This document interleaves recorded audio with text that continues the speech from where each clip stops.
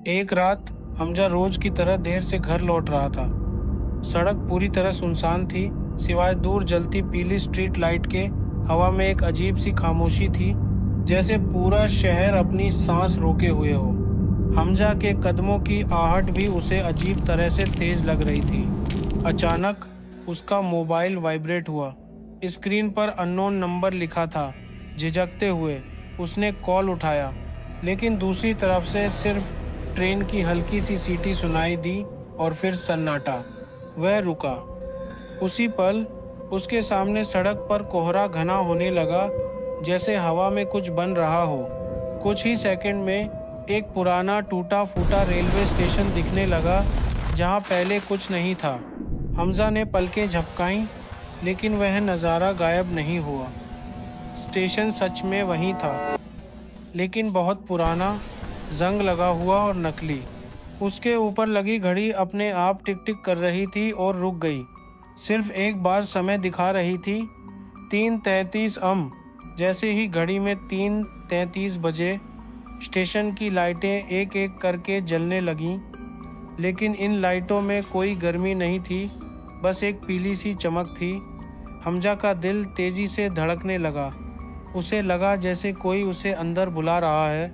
वह एक कदम पीछे हटना चाहता था, लेकिन उसके पीछे अब वह सड़क नहीं थी जिस पर वह आया था।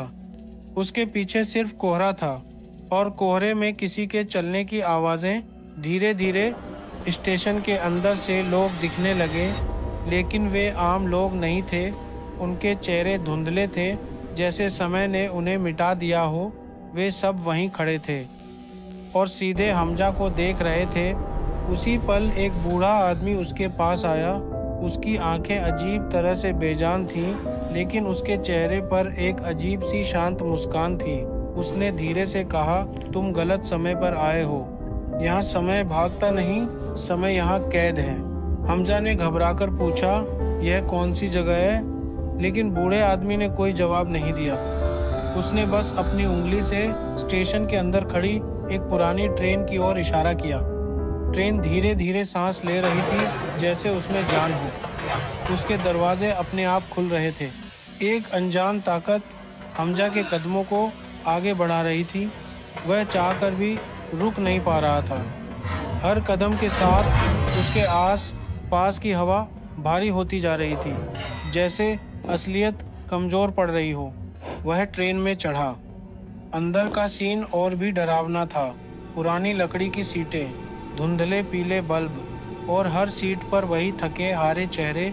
सब चुप थे, कोई बोल नहीं रहा था, लेकिन फिर भी ऐसा लग रहा था जैसे सब कुछ सुना जा रहा हो मन के अंदर। ट्रेन चल पड़ी, लेकिन खिड़की के बाहर का नज़ारा वैसा नहीं था। बाहर एक शहर था जो एक जमी हुई तस्वीर जैसा था।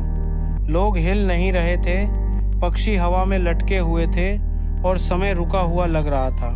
हमजा को अपनी परछाई दिखी, लेकिन वह उससे एक सेकंड आगे चल रही थी। अचानक बूढ़ा आदमी फिर उसके पास आया।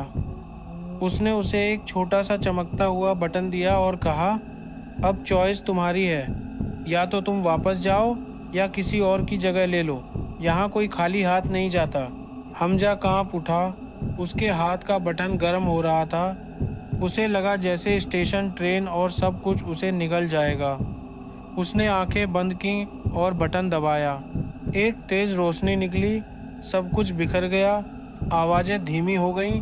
जब उसने आंखें खोलीं तो वह उसी सुनसान सड़क पर वापस आ गया, लेकिन अब सुबह के 3:34 बज रहे थे। स्टेशन गायब था, जैसे वह कभी था ही नहीं।